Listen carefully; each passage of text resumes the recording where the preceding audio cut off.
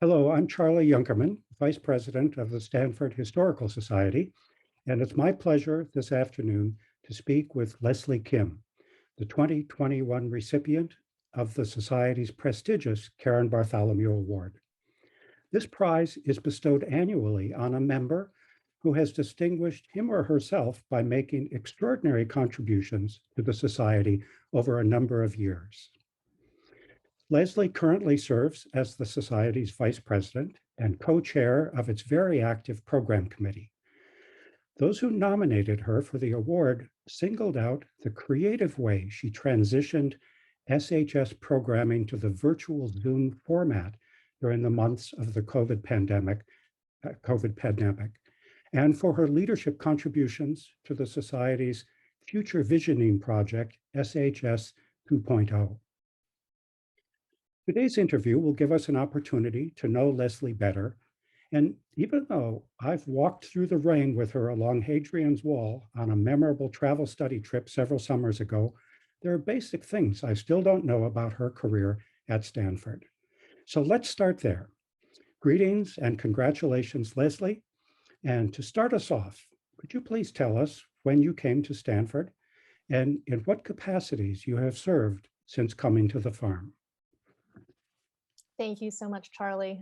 I remember that trip very well too, with great fondness, and not least because that was one of the last trips that I did before the pandemic. And so what a different world we've been living through since then. But so my experience at Stanford began, technically, I guess I came to Stanford as a high school senior to when I was on a college tour and just absolutely fell in love, as most people do, with the main quad. It was a beautiful, bright April day, and the sky was that perfect Stanford blue, and the quad was shining. And I just thought, what place is this? I just couldn't imagine going to school here. And but I applied, and I came to Stanford in the fall of 1994, and so I graduated in 1998. And then returned to Stanford 2 years later when I got a job at the Alumni Association in the travel study program. And back then, Stanford was kind of the epicenter of the first dot-com bubble or boom, if people even remember that far back. And all of my friends had gone off to start their own companies, and it was a really exciting time. And a friend of mine had heard about this wonderful job at Stanford in the Alumni Association and recommended that I take a look. And so it's been over 21 years, or 20 years. This is my 21st year now, working at the Alumni Association in the travel study program. And I'd stayed in that job, different roles, but stayed in that job ever since, and just couldn't imagine myself doing anything else. Well, you have a fabulous reputation in that job too. I can't tell you how many people say, if only Leslie would travel on this trip, if only she's managing the trip, but only if she'd come along. Anyway, and I had that pleasure doing that with you. Thank you. And have the pleasure of serving in the society now too, over the last year or so. When did you come to the Historical Society? So I joined, Marie Earle contacted me back in the spring of 2016. So it's been just about 5 years exactly since she first reached out and invited me to become a part of the Historical Society. And I had heard of the society. I had certainly seen folks at Reunion Homecoming, had always passed the table and taken a look at the materials. And I had friends, I had classmates who were members. And so I had heard of it, but had never really thought of getting involved until Marie invited me. And I think it was some former board members who were fellow colleagues at the Alumni Association that also probably put in a word or two about my name. So at that point, I joined the program committee. I was on the board and then joined the program committee. And after the first year, I then became co-chair of the program committee with Michelle Marinkovich, my wonderful colleague. And so it's been a wonderful 4 years, I suppose, now being really involved with the committee, and then serving as co-vice president with you just for the last year. So before the pandemic and before switching over to Zoom, which you've done so beautifully, what were some of the programs you liked best? Oh, let's see. Well, one of the first programs I volunteered to organize was a program on travel study on it was Yes. the 50th anniversary. We were celebrating that in 2018. So I helped organize a program with Bill Durham as one of our featured guest speakers. We had one of our former travelers who came and gave a talk about the passenger experience. So that was really memorable. We had quite a few of our honored faculty leaders and past travelers in the audience. So that was really fun to remember. And then I also organized a program on the 100th anniversary of Robley, which was the dorm that I spent the most amount of time in at Stanford. And so that was really, really fun to work with the RFs on that. We were able to involve not only the society, but the current residents of Robley. We held it in the dorm itself. And it was just wonderful to kind of walk down memory lane there for myself personally, as well as to learn more about the history of that building. Yeah. Well, you came to Robley after the seismic retrofitting, didn't you? Yes, yes. I remember that 1989 Loma Prieta, and it remained empty for a couple of years, didn't it? Robley. Yeah, Yeah, I think yeah, so. yeah, yeah. Well, and then the pandemic hit last spring, and the people who nominated you for this award just couldn't say enough about how brilliant and creative you were in transitioning to the virtual format. And they complimented you on your knowledge of technology, of course, but also your graciousness in front of the camera and hosting all of these programs. Could you talk a little bit about that, about the challenges and where you think the successes lie?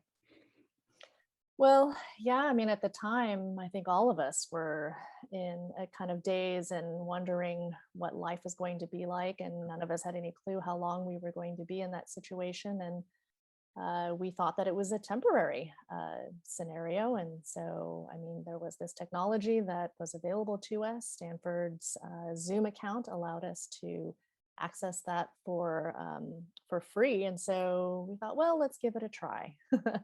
And little did we know that we would be using that technology, and thankfully had that to use for the last year plus.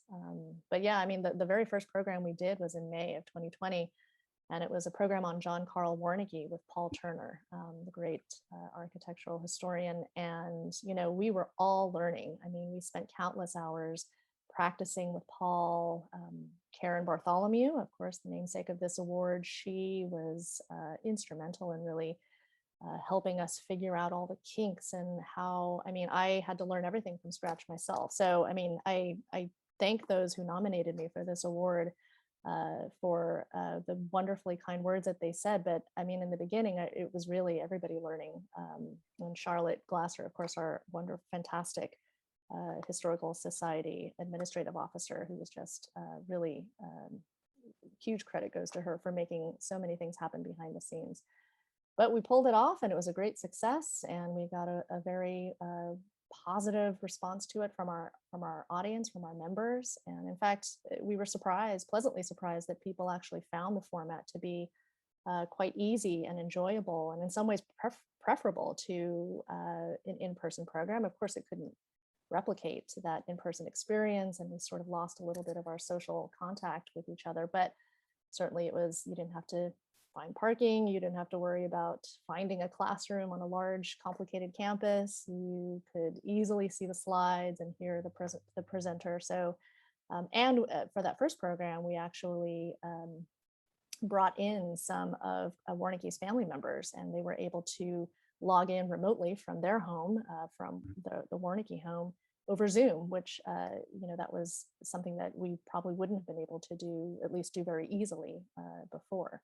So it really did open some great opportunities for us. And then from then on, we just kept going with more programs over the course of the last academic year. We just wrapped up our final program a couple weeks ago, which was on renaming at Stanford. And really, we feel like we've come a long way, but we're very proud of the work that we've done with all of the Zoom webinars. I think it's been brilliant, Leslie. And I remember our experience, Christy, my wife and I, having our first experience with the Zoom program, with the Warnke program, how much we did like it. And a little, I might guess of an age, a lot of our members where I do have trouble hearing, and there's no trouble hearing. The the images were easy to see, crisp, clear, and then I'd forgotten about the family members, but that was a special bonus that wouldn't have been available to us if we'd been in person, would it? And then, so I remember now, have there been 6 programs on Oh Zoom? gosh. I think so. I think if you include the Wernicke program last year, and then I think we did 5 this year for the academic year. 5 this year. There's one on oral history Hmm. with Ann Arvin and El Camarillo, That's yes, right. and then women's suffrage, Hmm. and then the one on Lou Henry Hoover That's right. and the Stanford Prison Experiment, Yes. and then the annual meeting with the renaming at Stanford. You know, all wonderful, wonderful programs. So do you think that going ahead, now that we feel, inshallah, knock wood, that we're coming out of this, out of the pandemic and reemerging and experimenting again with being together in groups, do you think the society will continue having programs on Zoom?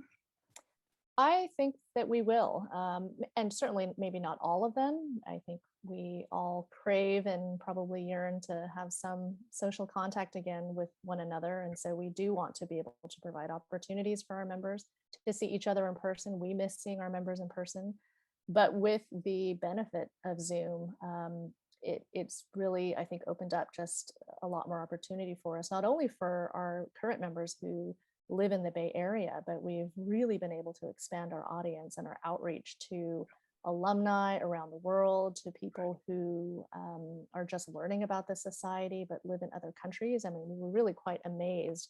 I think the prison experiment program was the one that garnered the most attention and the most participation from people. And we had people who were logging into that program from the middle of the night in Europe, in the UK, in Asia, and it was really quite impressive. So we do want to keep that momentum going. We want people who are not in the Bay Area to have access to the wonderful resources, but we also want to make sure that we provide those in-person opportunities for our local members. So I imagine that we'll have a mix so that people can choose if they want to come back to campus and see us and participate in person, or we'll still provide some opportunities for them to log in remotely. Good, good, good. Well, congratulations. And I'm actually quite astonished that you say you had to learn this all from scratch, because everybody, it sounded to me as though you were just a tech whiz and, you know, the person to go to because you knew how to do everything, but you taught yourself fast. Congratulations. So moving on, what was it like to serve on this SHS 2.0 committee? And what do you think came out of that project? Well, it was a wonderful opportunity to kind of take a step back and take a look at the historical society from kind of a 30,000 foot view, I suppose. And it was really insightful to, and it was wonderful being able to talk to fellow board members and co-chairs, looking at, I think, questions that we really have to address in terms of the long-term future of the society. And part of that, which was the piece that I think I was probably most involved with in those discussions, was around technology, leveraging technology. How can we as a society make use of some of the tools that are available to us through the university or even outside the university? How can we educate our members about things that they wouldn't otherwise know or have access to because of that technology? And so that 2.0 effort was really just a way to convene the folks in the society who work on the various committees to get their input, to get their ideas about sort of the long range future and what our potential is. I mean, we do face challenges with the Historical Society. As people know, we're an all volunteer organization. We have just a couple of staff members, but for the most part, most of the work and a lot of the initiative really has to come from volunteers, and so we do have limited capacity in kind of some of the things that we can learn and do, because this is not our full-time job, and we're not professionals in any of these arenas. So I think that is a challenge, but it was, I think what came out of that, at least for me, was that there's energy, there's enthusiasm to have more and more people understand what the society is about and to really appreciate the work that we do. And I think that it's more integral to the fabric of the university than even people at the university realize, or perhaps may have taken for granted. And leveraging technology to provide more access to what all the work that we've done, I think will just increase that appreciation. So that's my hope. Yeah, yeah, definitely, definitely. One thing I think that a lot of us don't realize, a lot of the members of the society, is how unusual it is for Stanford to have an historical society. There just aren't very many of them. That's And so when we revision ourselves and imagine how we could do something different, there aren't very many models to look at. I remember when I joined the society back in 2010 or something like that, I just sort of imagined, that we would do this mimetic thing that universities always do and say, well, what's MIT doing? What's Harvard doing? What's Yale doing? And look around and they're not doing anything, which makes me triply proud of the Stanford Historical Society. And after 45 years, we've grown, we've done a lot, we've accomplished a lot. We have an archive, it's an impressive archive, and we keep figuring out how to do things new. So it's a great organization. So broadening the scope a little bit beyond the society and looking at Stanford in general, you've been here now since I already lost track, 94, so 27 years, yeah. What is it that you value most about Stanford? Oh gosh. Well, I think the thing that really always it comes back to for me is the diversity of this amazing place. And I mean, it seems, I guess, natural perhaps for a university to have that at its core, but I just love the fact that I can walk around campus. Well, I can't at the moment, but when I could walk around campus, I just saw not just a diversity in people, but a diversity of thinking in the architecture, in the different areas of study that people can get involved in. I love that I can be one day talking to someone from the Historical Society. The next day I might run into someone from Slack or from the engineering department or from earth sciences or from literature or it's one of those things that never gets old, and you always feel that the work that you're doing really has some kind of impact or import because it's part of this greater place that is doing so many amazing things. And to me, that is what's really valuable about Stanford, and what makes, I think, keeping a strong sense of the history of Stanford so important. Because when you lose that, there's this, I think, a tendency to just everything is in the present and everything is about the future, which Stanford is a very forward-looking, forward-thinking type of place.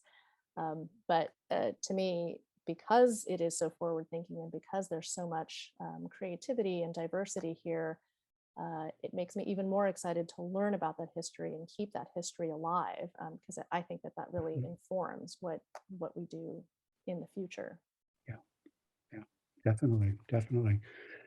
I think Stanford's a remarkably unique place, isn't it? And I know we all have colleagues who have been at Stanford for years and then go somewhere else. I remember Sally Dixon when she went to Duke, and she thought, well, Duke is a little bit like Stanford. It's an East Coast Stanford. And she went to Duke and came right back about a year later and said, nope, it's not anything like Stanford.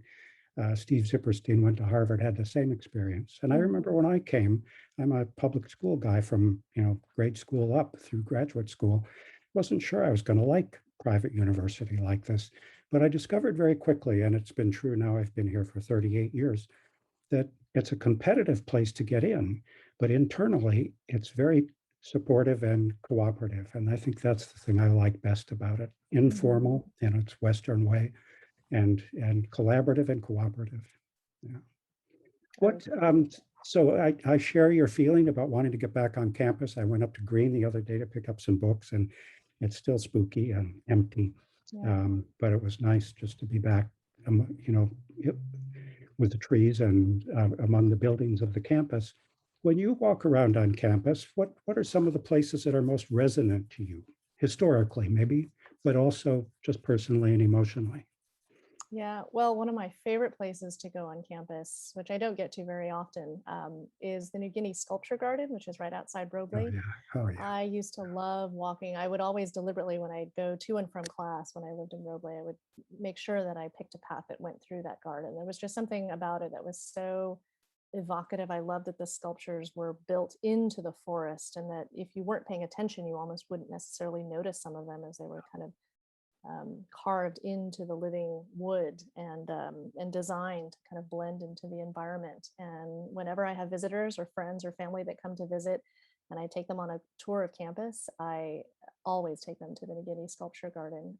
So for me, that has personal resonance. I love the beauty of Stanford. Stanford is an incredibly beautiful place, and the public art that's all over campus, the Rodin sculptures, both the ones that are right in front of Memorial Quad and the Rodin Sculpture Garden over at the Cantor, are just really always have spoken to me, and I've always gravitated towards those and the art.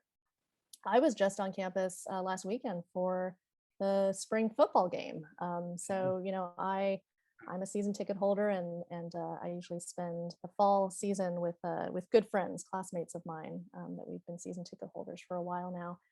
And so I've missed going to games. So it was really nice to get back into the stadium and be out in the sunshine and the fresh air, and to be able to just root on the Stanford Cardinals. So even though the stadium is a different stadium than when I was a student on campus, since they tore down the old one and rebuilt a new one, the sort of the spirit of the place is still there, and definitely brings back a lot of memories for me. And athletics has always been so central and important to Stanford history from its inception. So I think that carries a lot of resonance. Yeah, yeah. I think it's one of the nice things about Stanford that it keeps its spirit, it keeps its identity. It even keeps its identity as the farm, Yes. as as it gets more sleek and beautifully. I mean, the architecture is just remarkable on campus. I remember though when we were RFs in a freshman dorm, we went to a lacrosse game, and it was just in a field. We just sat on the grass along the field, and that field now has been replaced. I think it's where the Towby Tennis Stadium is now, a much grander athletic facility, but still, the spirit remains. And I think we all have colleagues who, every day, even though they come day after day after day to campus, can't help remarking how beautiful it is and how lucky they feel to work in a place that's, as in a way, it's like working in a garden. It's like working in Versailles. But Mhm. but I do wish that there was more education for the students, and maybe there is now, and there just wasn't when I was a student, about the history of the places that they're in and that they're seeing, or that where they're taking classes. Because when I was a student, I really kind of took things for granted, and I yeah, attended classes in Encina Hall and knew nothing about the history of Encina Hall. I lived in Robley Dorm and had maybe a tiny sense of the history of the dorm, but really didn't appreciate that it was the women's mhm, dorm yeah, until I went on a travel study trip and met a woman who had lived in Robley when it was a women's dorm, and had a whole conversation with her about it, and just suddenly felt very proud, and had a much better appreciation. So I mean, that is probably the one thing that I would encourage students, is to get maybe a little bit more involved, or perhaps we as a society need to get more involved in educating them about these beautiful, wonderful historical, or sometimes quite contemporary facilities that they are in and out of every day, all day. See, that's why you're such a good co-chair of the program committee. You've already got an initiative for when everybody comes Yeah. back. I couldn't agree with you more, Leslie. I think that's great. And we could do something for freshman orientation, uh, Hmm. a program especially designed. Well, you are a wonderful colleague, and your contributions to the society over all these years are extraordinary, and you are an extraordinarily deserving recipient of the Karen Bartholomew Award. It's a prestigious award, and I hope you feel that it is an honor. It's an honor for the members of the society to recognize you in this way. So thank you again for everything you do, and congratulations on winning the Karen Bartholomew Award in 2021.